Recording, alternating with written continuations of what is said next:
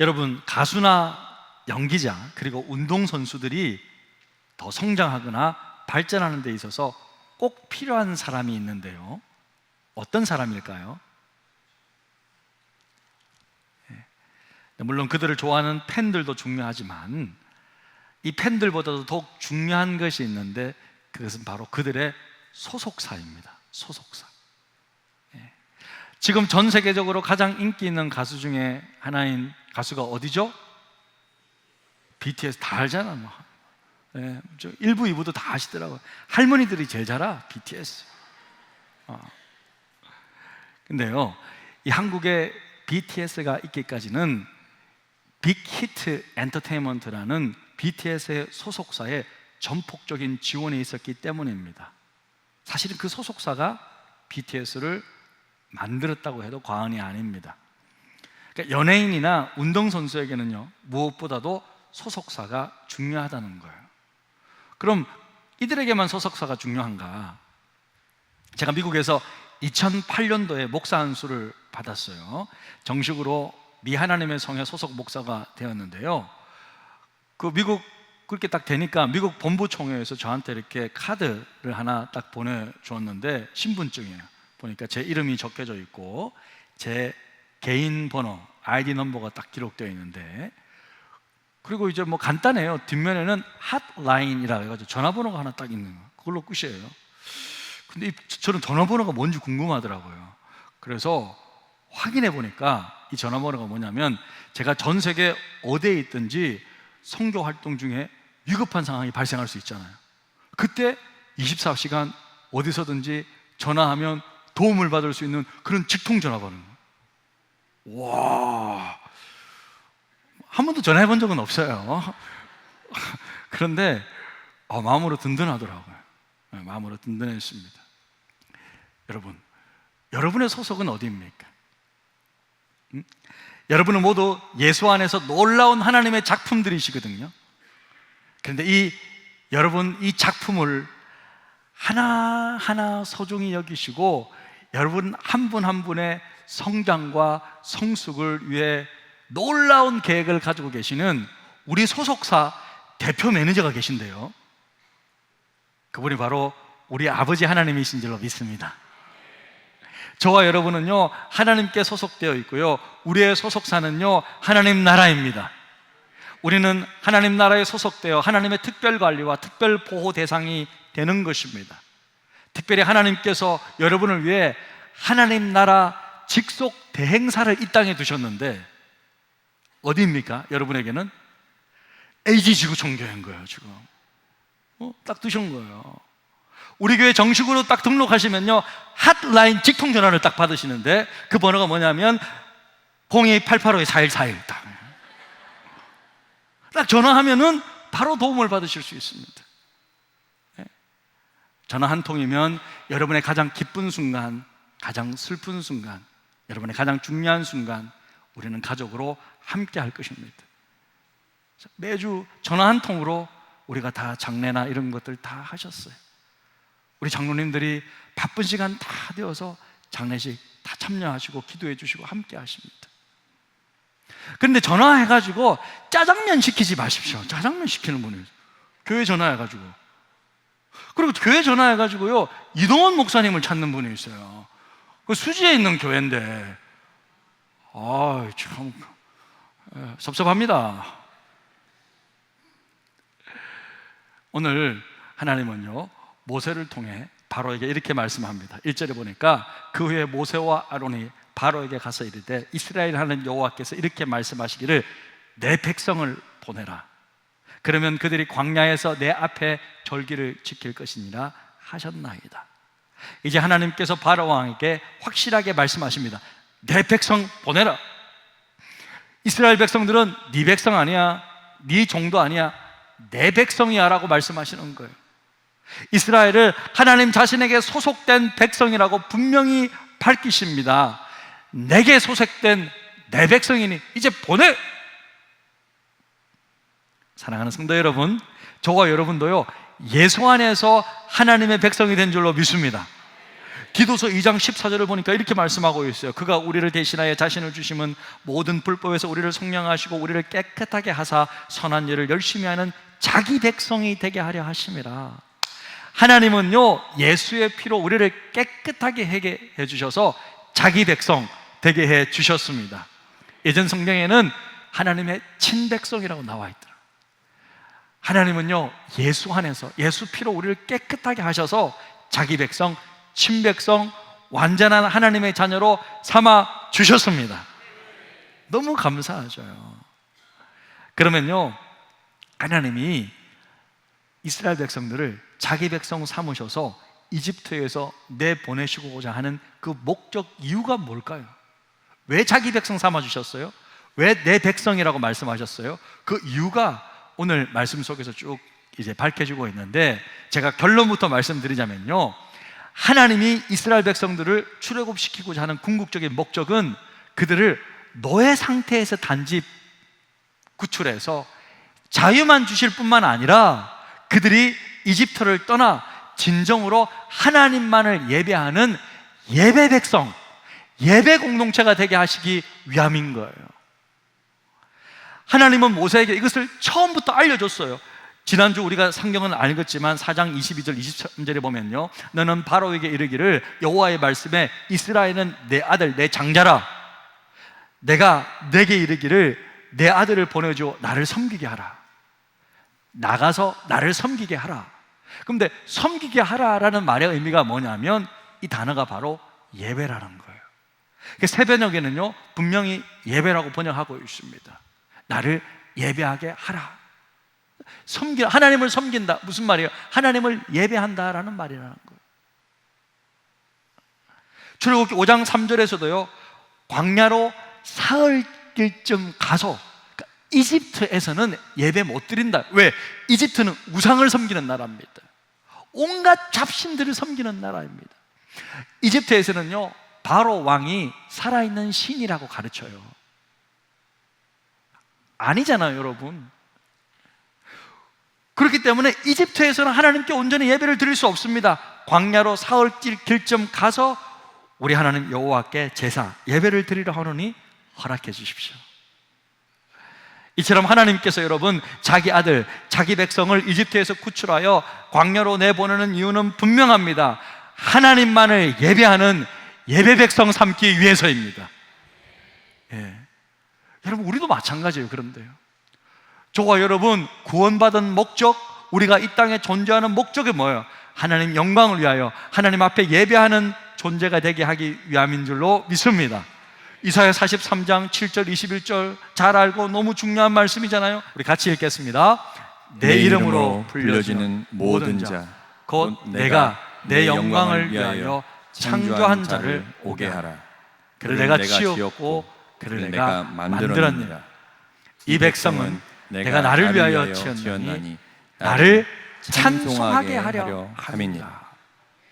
할렐루야. 우리는 하나님의 영광을 위하여, 하나님을 찬송하기 위하여 하나님께서 친히 우리를 만드셨고 구원해 주신 줄로 믿습니다. 예배는요 성도의 삶의 목적이에요. 예배는 성도의 삶의 목적입니다. 우리가 받은 구원은요 예배를 위한 새로운 출발입니다. 출애굽의 구체적인 목적은 바로 예배하는 민족이 되게 하기 위함이라는 거예요. 그래서 오늘은요 말씀을 통해 예배에 대한 몇 가지 특성을 배우고자 하는데요, 자, 이것만 좀 기억했으면 좋겠습니다. 그래서 먼저 예배는 누가 드릴 수 있냐면 하나님을 아는 사람만이 드릴 수 있어요. 예배는 누가 드릴 수 있다고요? 하나님을 아는 사람. 오늘 말씀이 보면요 1절에서 모세가 바로에게 여호와 하나님이 말씀하셨습니다. 내 백성을 보내라.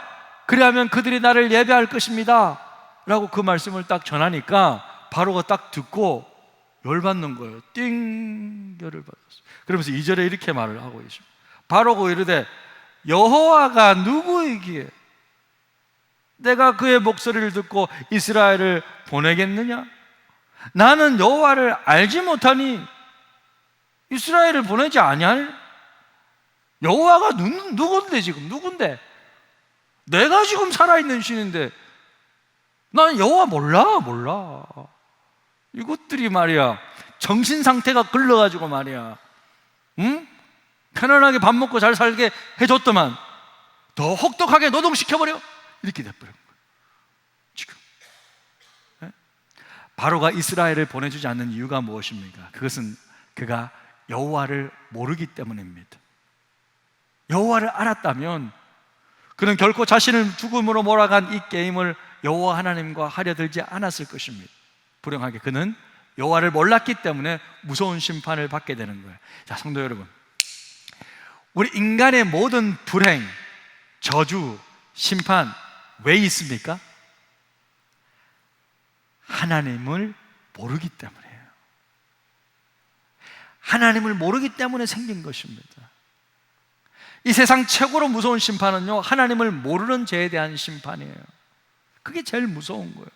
지금도 마찬가지예요. 이 세상에서 유일하게 용서받을 수 없는 죄가 있어요. 다 용서받아요. 우리의 모든 죄는요 다 용서받을 수 있어요. 그런데 유일하게 용서받을 수 없는 죄는 하나님을 모르고 하나님이 이 땅에 보내신 구원자 예수 그리스도를 거부하며 믿지 않는 죄라는 거예요. 이게 무서운 죄예요. 그래서 호세아 4장 6절에 보면요 이렇게 말하고 있습니다. 내 백성이 지식이 없으므로, 여호와를 아는 지식이 없으므로 망하는도다. 네가 지식을 버렸으니 나도 너를 버려 내 제사장이 되지 못하게 할 것이요, 내가 내 하나님의 율법을 잊었으니 나도 내 자녀들을 잊어버리라. 그러니까 최악의 저주는 하나님을 아는 지식이 없어서 망하는 거예요. 반대로 인간이 누릴 수 있는 최고의 축복은 뭐? 하나님을 아는 지식인 줄로 믿습니다. 그래서요 호세아 선지자는 이렇게 큰 소리로 외칩니다. 우리가 여호와를 알자, 힘써 여호와를 알자. 할렐루야. 여러분, 그래서 예배의 중요한 목적 중에 하나는요 하나님을 알아가는 거예요. 말씀을 통해서 하나님을 알아가는 거예요. 예배를 통해 은혜와 사랑을 깊이 알아가는 거예요.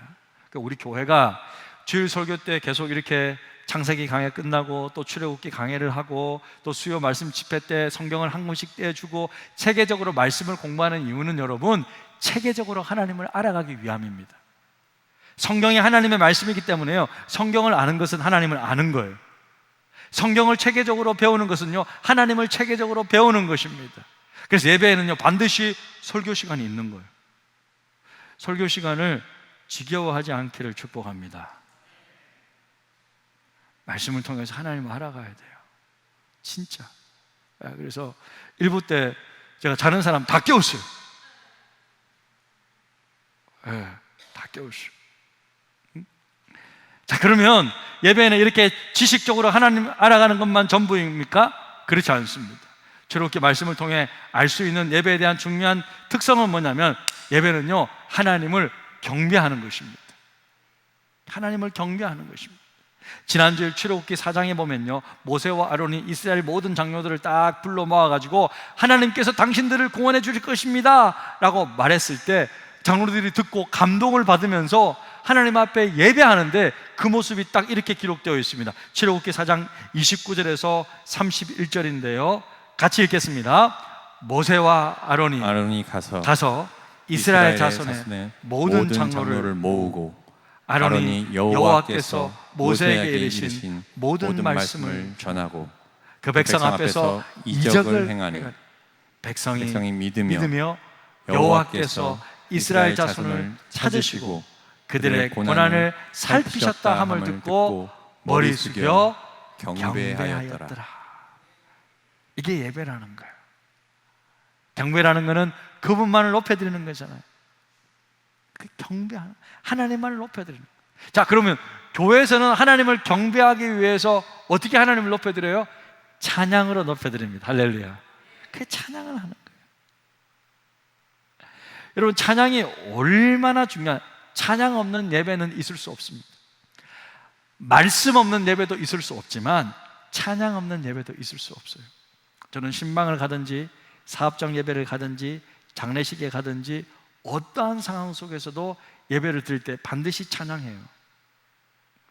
어떨 때는요, 사업장 예배 가보면 안 믿는 분들도 있을 때가 있거든요. 그래도 저는 찬양해요.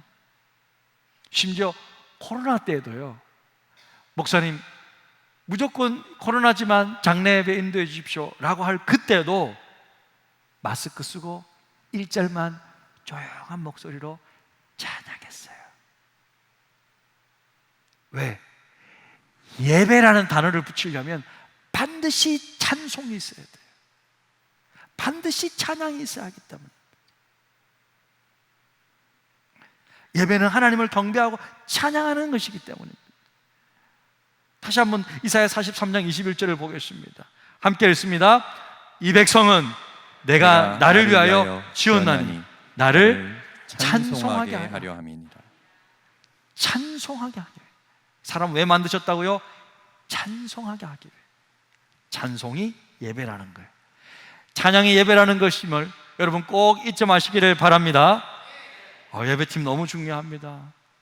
우리 찬양단 너무 중요합니다. 중요합니다. 그래서 여러분 예배 중에요, 입을 다물고 가만히 그냥 이렇게 예배 드리는 분이 있는데 이거는 온전한 예배가 아니에요. 반드시 우리는 마스크를 쓰든 마스크를 벗든 상관없이 예배 중에는 반드시 소리가 크든 작든 반드시 내 목소리를 내어서 하나님을 찬송하셔야 합니다. 그것이 예배입니다. 내 손짓, 내 발짓, 내 모든 세포 하나하나가 하나님을 높이고 찬양하는 그것이 바로 바른 예배자의 태도인 줄로 믿습니다. 자, 그래서 우리가 기억해야 될 예배의 중요한 특성 중에 마지막 하나는 바로 이거예요. 예배는 결국 뭐냐면요, 축제라는 거예요. 축제. 자, 1절 말씀 보겠습니다. 1절을 다시 한번 보면요, 그 후에 모세와 아론이 바로에게 가서 이르되 이스라엘 하나님 여호와께서 이렇게 말씀하시기를 내 백성을 보내라. 자, 그러면 그들이 광야에서 내 앞에 절기를 지킬 것이니라 하셨나이다. 그러니까 하나님이 내 백성을 보내라 한 이유가 뭐냐고요? 그들이 절기를, 내 앞에서 절기를 지킬 것이기 때문에 보내라. 자, 여러분, 절기가 뭐예요? 절기는요, 한마디로 명절이에요. 명절. 추석, 설날, 이게 명절이고 우리에게는 절기예요. 추석, 설날 좋아요, 안 좋아요? 좋죠. 일도 안 가고 노는데 맛있는 거 먹고 이렇게 즐기면서 이렇게 하는데 가족들 만나가지고 안 좋아요? 좋잖아요. 그게 명절이 절기라는 말이에요. 그런데요, 이스라엘의 모든 명절은 그냥 명절이 아니라 하나님과 관련된 종교적인 의미, 복음적인 의미가 담겨져 있어요. 그냥 명절이 아니에요. 예? 그래서 유월절, 무교절, 초실절, 오순절, 나팔절, 속죄절, 초막절 7대 명절인데 이 모든 절기들 앞으로 이제 우리 출애굽기 배우면서 하나씩 배울 거예요. 재밌어요. 이게 재밌는데, 자, 그러면 이 절기, 이 명절을 지키는 이유가 뭘까? 두 가지 의미가 있는데요. 자, 여러분 이거예요. 하나는요, 명절을 지키면서 과거에 베푸신 하나님의 은혜에 대한 감사예요. 하나님이 우리를 이렇게 해주셨지. 그러니까 명절을, 해마다 명절을 지키면서 하나님 그때 이렇게 해주셨지, 감사합니다. 또 한 가지 더 있어요. 미래, 이렇게 하나님께서 과거에 지켜주신 것처럼 똑같은 은혜를 미래에도, 앞으로도 하나님께서 지켜주실 것입니다 라는 기대를 확인하는 거예요. 그러니까 명절을 왜 지킨다고요? 자, 두 가지인데 하나는 감사, 하나는 기대. 감사, 기대, 감사, 기대. 이게 명절을 지키는 이유예요. 자, 예를 들면요, 간단하게 설명해 드릴게요. 출애굽 이제 12장에 가보면요, 다음 달에 가보면 이제 유월절을 딱 배우거든요.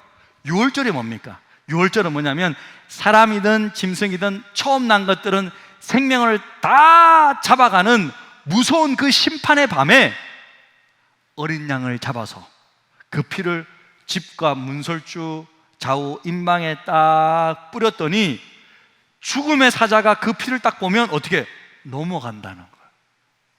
원래는 다 죽어야 되는데 피가 발라져 있으면 피를 보고 넘어갔다. 유월했다라는 거예요. 그러니까 이게 넘길 유자입니다. 넘길 유자, 건너갈 월자. 그래서 유월절이라는 거예요. 영어도 쉬워요. 패스를 받으면 내가 받는 거잖아요. 그러니까 패스를 내가 받는 것이 아니라 패스를 오버했대. 패스 오버. 이게 유월절이래. 내가 죽어야 되는데 건너갔다는 거예요. 넘어갔다는 거예요. 그게 유월절의 기원입니다. 그러면 자, 해마다 이 유월절 명절이 딱 돌아올 때마다 이스라엘 백성들은 어떻게 보낼까요? 그들을 보호하시고 구원하여 주시고 자기 생명을 지켜주시는 하나님께 감사하며 기뻐하는 거예요. 그리고 과거에 그렇게 지켜주셨던 하나님께서 앞으로도 우리를 그렇게 돌보시고 지키실 것이다 기대하면서 하나님만을 찬양하며 하나님의 놀라운 은혜를 높여드리는 거예요. 그래서 이스라엘 모든 명절에는요, 반응이 두 가지가 있어요. 첫 번째는 뭐냐면 기쁨이에요. 또 하나는요, 찬양이에요. 명절이 되면요, 이스라엘 백성들은 너무 기뻐합니다. 이 기쁨의 근원이 누구 때문이죠? 하나님 때문이기 때문에 하나님을 기뻐하는 거예요. 그러면서 하나님을 찬양하는 거예요. 기뻐하며 찬양하며 기쁨의 축제를 벌리는 거예요. 기쁨의 파티를 여는 거예요. 이스라엘의 모든 명절은요, 기쁨과 찬양으로 축제의 잔치를 여는 거예요. 할렐루야. 여러분, 우리의 예배도 마찬가지가 되어야 된다는 거예요. 예배는 뭐냐? 예배는 기쁨의 축제라는 거예요. 나를 구원하신 하나님, 나를 위해 십자가에 못 박히신 우리 주님께 감사하며 기뻐하며 찬양하며 나를 그렇게 구원해 주시는 하나님께서 앞으로 내 남은 인생도 책임져 주십시오 라고 하면서 하나님을 기대하며 찬양하며 함께 하나님을 높이는 것이 예배라는 거예요. 그래서 여러분, 예배는 축제입니다. 월십은 셀레브레이션이에요. 축제라는 거예요. 지난주 금요 월십 나이 때요, 얼마나 성도님들이 함께 나와서 막 기뻐했는지 몰라요. 어르신들도요, 저는 무릎 나갈까 봐 걱정됐는데 아랑곳 없이 막 이렇게 아이들이 여기서요 올라와가지고 막 손에 손잡고요 한번 막 기뻐하면 뭐 보수적인 어르신들이 볼 때는 이 많은 짓이냐, 이게 예배야? 라고 보실 줄 모르겠지만 그게 예배라는 거예요. 이게 예배라는 거예요. 하나님이 내 백성을 보내라고 명하신 이유는 이 자기 백성들이 이와 같이 절기, 명절을 즐기면서 여호와 앞에서 기뻐하면서 하나님 앞에 뛰노는 시간을 갖게 해주기 위함일 거예요. 그게 이집트에서는 안 되니까 나와서 이곳에서 하라는 거예요. 그래서 시편 68편 4절은 이렇게 말씀하고 있습니다. 우리 한번 큰 소리로 읽겠습니다. 하나님께 노래하며 그의 이름을 찬양하라. 하늘을 타고 광야에 행하시던 이를 위하여 대로를 수축하라. 그의 이름은 여호와시니 그의 앞에서 뛰놀지어다. 할렐루야. 하나님은요, 어린 아이와 같이 기뻐 뛰놀며 춤추며 찬양한 그 다윗을 가장 기뻐하셨고 내 마음에 합한 사람이라고 말씀하셨다는 것을 꼭 기억하시기를 바랍니다. 사랑하는 성도 여러분, 이제 말씀 마치는데요, 우리의 소속은요 하나님 나라입니다. 우리는요 하나님께 소속된 하나님 나라 백성들입니다. 하나님 나라 백성들은 하나님을 예배합니다. 우리는 예배를 통하여서 하나님을 알아갑니다. 그리고 예배를 통해서 하나님만을 경배합니다.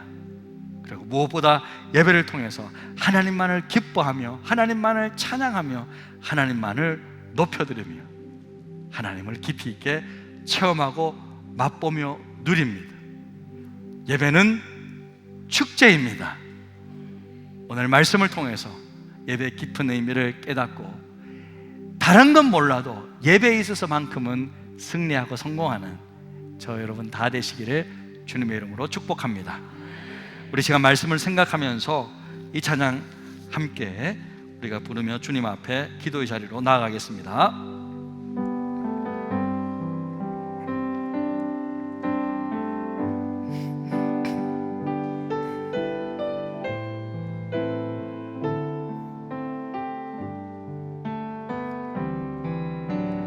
나는 하나님을 예배하는 예배자입니다.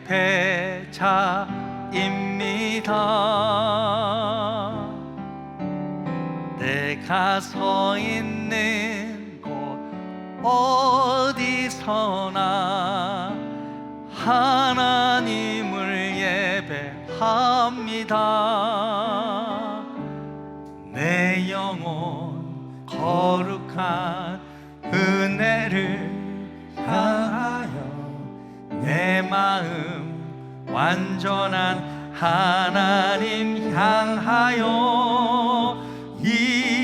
이곳에서 바로 이 시간 하나님을 예배합니다.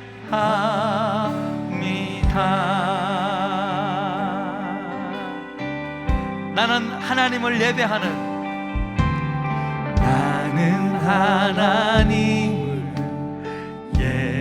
예배하는